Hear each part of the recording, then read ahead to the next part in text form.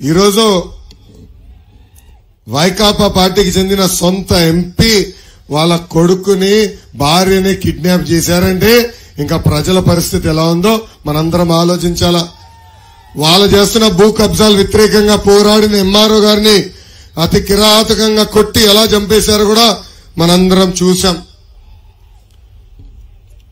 ఈ మధ్యన జగన్ ప్రతి మీటింగ్ లో ఒక మాట అంటున్నాడు. అదేంటంటే ఒక్క నిమిషం, అది కాదు ఇంకోటి కూడా అన్నాడు. సిద్ధం గురించి నేను మాడేశా. జగన్ ప్రతి మీటింగ్ లో మాట్లాడుతూ తన తండ్రి వయసు కలిగిన వ్యక్తిని ముసలోడు అని అంటున్నాడు. ఈ రోజుతో ముసలోడు ఎవరో తేలిపోవాలండి, తేలిపోవాలి. జగన్ బస్సు దిగాలంటే స్టూల్ వేయాలి తల్లి. జగన్ కొబ్బరికాయ కొట్టాలంటే ఇద్దరు ఆ రాయి ఎత్తాలి తల్లి. పంతులు ఆ రాయి ఎత్తితే ఈయన నడుము వంగకుండా కొబ్బరికాయ కొడతాడు తల్లి. ఈ జగన్ బైక్ నడపాలంటే ఇటు నలుగురు పట్టుకోవాలా, అటు నలుగురు పట్టుకోవాలా.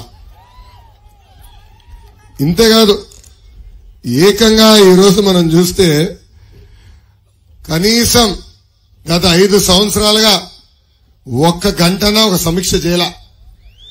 సాయంత్రం 6 అవుతే ఇంటికి పరిగెత్తుకుంటూ వెళ్ళి పడుకుంటాడు తల్లి. అందుకే ఈ సభాముఖంగా జగన్ కి నేను సవాల్ ఇస్తున్నా. My dear Jagan, date time నువ్వు ఫిక్స్ చేయి.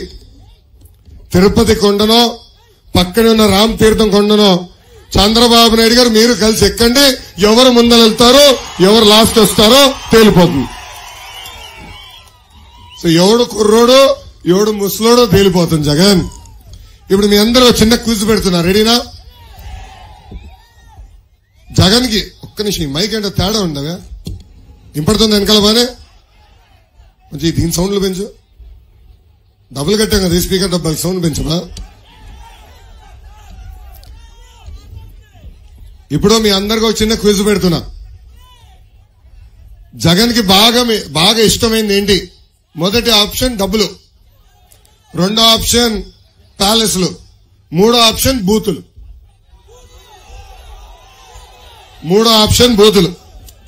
మనందరం పొద్దున్న లేస్తే సుప్రభాతం వింటాం, లేదంటే మంచి పాటలు వింటాం. కానీ జగన్ రోజు పొద్దున్న లేస్తే బూతులు వినాలి. పడుకునే ముందర కూడా బూతులని పడుకుంటాడు అనుకుంటా. ఏకంగా ఈరోజు చంద్రబాబు నాయుడు గారిని, పవన్ అన్నని, మీ లోకేష్ ని బూతులు తిట్టమని కలెక్టర్లు చెప్తున్నాడు. వాళ్ళ పార్టీకి చెందిన ఎమ్మెల్యేలు ఎంపీలు నన్ను బూతులు తిట్టబోతే వాళ్ళు టికెట్ కట్టంట. పాపం వాళ్ళ పార్టీకి గుడ్ బై చెప్పిన ఎమ్మెల్యేలు ఎంపీలందరూ ఇదే చెప్తున్నారు బయటకు వచ్చి. మమ్మల్ని బూతులు తిట్టమంటున్నాడు, మేము తిట్టదలుచుకోలేదు, వ్యక్తిగతంగా మాకు విభేదాలు ఏమీ లేవు, నిర్ణయాల పరంగా మేమేం విభేదిస్తాం గాని ఇట్లా బూతులు తిట్టే సంస్కారం మాది కాదంటే వద్దా, నువ్వు అసలు నా పార్టీలో ఉండదని బయటికి గంటేసే పరిస్థితి ఈరోజు చూస్తున్నాం. ఎన్నికల ముందర నవరత్నాలు అన్నాడు, ఇప్పుడు బూతులకి రత్నాలు ఇస్తున్నాడు. దాంట్లో మొదటి బూత్ రత్నం ఇచ్చింది సన్న బియ్యం సన్నాసి కొడాల నానికి. ఇక్కడ చాలా మందికి తెలియదు తల్లి, 10th క్లాస్ పేపర్ లీక్ లో జగన్, 10th క్లాస్ పేపర్ దొంగతనంలో జగన్ హైదరాబాద్ లో దొరికాడు తల్లి. పంజాగుట్ట పోలీస్ స్టేషన్ లో ఎస్ఐ గారు జగన్ ని చితకబాదాడు తల్లి. అలాంటి వ్యక్తి నాడు నేడంటే అందరూ ఏదో చేస్తాడు అనుకున్నాం. గత 5 ఏళ్లుగా 32,000 పాఠశాలల్లో ప్రారంభించిన పనులని ఎక్కడున్నా అక్కడ ఆగిపోయినాయి. ఇది ఎంత కంట్రీ అయ్యాడంటే మనం కట్టిన భవనాలకి రంగులేసి ఏదో ఇతను పనులు చేశాడని చెప్పుకుంటున్నాడు. ఈ రోజు ఏకంగా విద్యని మన పిల్లలకి దూరం చేస్తున్నాడు ఆంధ్ర రాష్ట్ర ముఖ్యమంత్రి సైకో జగన్. 117 జియో తీసుకొచ్చి తల్లి స్కూల్స్ అన్ని కలిపేసి విద్య మనకి దూరం తీసుకెళ్తున్నాడు. దీనివల్ల డ్రాప్ అవుట్ రేట్లు అంటే చదువుతున్న విద్యార్థులు చదువు మానేసిన సంఖ్య ఈ రోజు దక్షిణ భారతదేశంలోనే ఆంధ్ర రాష్ట్రం 1వ స్థానంలో ఉంది. భారతదేశంలో ఇది 12.6 ఉంటే ఆంధ్ర రాష్ట్రం 16.3 ఉంది. చూడండి ఎలాంటి పరిస్థితి వచ్చిందో. అంతేగా తల్లి 2022, 23లో 193,000 మంది పేద విద్యార్థులు ప్రభుత్వ పాఠశాలకు వెళ్లకుండా చదువు ఆపేసే పరిస్థితి ఈరోజు చూస్తున్నాం. అందుకే సభాముఖంగా హామీ ఇస్తున్నా, 117 జియో మేము రద్దు చేస్తాం. విద్యని మళ్ళీ ప్రతి గడప దగ్గర తీసుకెళ్లే బాధ్యత మేము తీసుకుంటాం. ఇక్కడున్న ప్రజలందరూ కూడా గుర్తుపెట్టుకోవాలి. ఆనాడు ప్రభుత్వ పాఠశాలల్లో టాయిలెట్లు గాని, భవనాలు గాని, ప్రహరీ గోడలు గాని, డిజిటల్ క్లాస్ రూములతో సహా తీసుకొచ్చిన ప్రభుత్వం తెలుగుదేశం ప్రభుత్వం.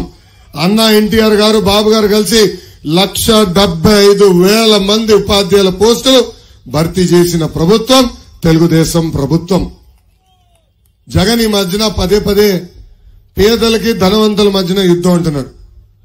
జగన్ పేదరుపులు అరుస్తున్నాడు తల్లి, ఆయన పేదవాడని. నిజమే, జగన్ 1,00,000 కోట్ల రూపాయలు ఆస్తున్నవాడు, ఉన్న పేదవాడు. నిజమే, జగన్ 1,00,000 రూపాయలు విలువైన చెప్పులు వేసుకుని తిరిగే పేదవాడు. నిజమే, 1,000 రూపాయలు ఖరీదైన వాటర్ బాటిల్ నుంచి నీరు తాగే పేదవాడే. తమ్ముడు వాచ్ చూపిస్తున్నాడు. తమ్ముడు, ఆయన వాచ్ ఖరీదు ఎంత నాకు తెలియదు తమ్ముడు, కానీ చాలా ఖరీదైన వాచ్. నిజమే, జగన్ అతి ఖరీదైన వాచ్ వేసుకుని తిరిగే పేదవాడు. నిజమే, జగన్ భారతీయ సిమెంట్, సాండీర్ పవర్ ప్లాంట్లు ఉన్న పేదవాడే. నిజమే, జగన్ సాక్షి టీవీ, సాక్షి పేపర్ ఉన్న పేదవాడు. అంటే చూడండి తల్లి, ఆయనకు ఒక శాపం ఉంది తల్లి. అబద్ధం చెప్తే, క్షమించాలి, నిజం చెప్తే తల 1000 ముక్కలుగా పగులుతుంది తల్లి. అందుకే ఏనాడు నిజం పలకలేడు తల్లి ఆయన. ఈరోజు ఇక్కడున్న ప్రజలందరికీ చెప్తున్నా, జరగబోయేది జగన్ అహంకారానికి, ప్రజల ఆత్మగౌరవం మధ్యన యుద్ధం.